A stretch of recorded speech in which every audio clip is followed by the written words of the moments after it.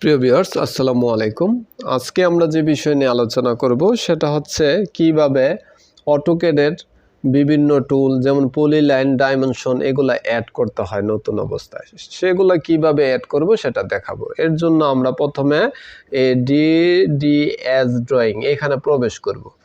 তাহলে এইখানে আমরা এটা গত পর্বে ইউনিট এবং ডাইমেনশন সেটআপ কিভাবে করতে হয় সেটা দেখাইছি এবং এই ডিডিএস ফাইলটা আমরা সেভ করছি যাতে যেন এই ইউনিট এবং ডাইমেনশন সেটআপ আর না করা লাগে। আমরা এটার মধ্যেই সবসময় কাজ করব।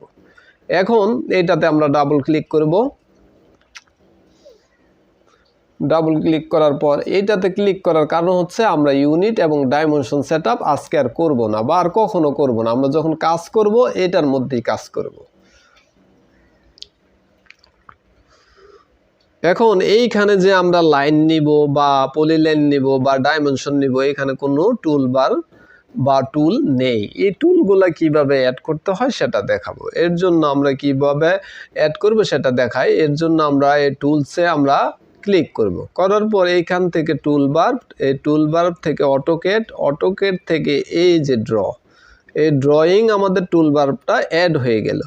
এই যে এখানে যে আমরা পলিলাইন এই যে করলাম, এই যে আমাদের লাইন পলিলাইন টুলবারগুলো অ্যাড হয়ে গেছে বা টেক্সট এগুলো অ্যাড হয়ে গেছে।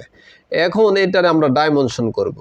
তো ডাইমেনশন করার জন্য আমাদের ডাইমেনশন টুলবার দরকার। তো সেটা আমরা কিভাবে অ্যাড করব, সেটা অ্যাড করার জন্য একই পদ্ধতি, এই টুলস থেকে টুলবার, এইখান থেকে অটোক্যাড, তারপরে ডাইমেনশন। এই যে আমাদের ডাইমেনশন টুলবার অ্যাড হয়ে গেল। এখন এইখান থেকে আমরা ডাইমেনশন নিতে পারবো। এই যে আমাদের ডাইমেনশন হয়ে গেল। এখন এইখান থেকে আমরা যদি এই যে লাইনগুলো আছে এইগুলা কালার যদি পরিবর্তন করা লাগে তাহলে আমাদের আরেকটা টুলবার অ্যাড করতে হয়। সেটা হচ্ছে আমাদের এই টুলবারে যাব, তারপর টুলবার, অটোক্যাড থেকে এইখান থেকে প্রপার্টিস, এই যে আমি এটা সিলেক্ট করলাম, এটা আমি কালার চেঞ্জ করতে চাচ্ছি, এই যে আমি ক্লিক করে দিলাম, এই যে আমাদের কালার চেঞ্জ হয়ে গেল।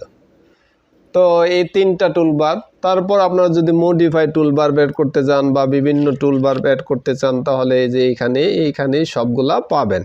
এই যে মডিফাই টুলবার, এই যে আমাদের মডিফাই কপি মুভ করার জন্য মডিফাই টুলবারগুলো দরকার হয়।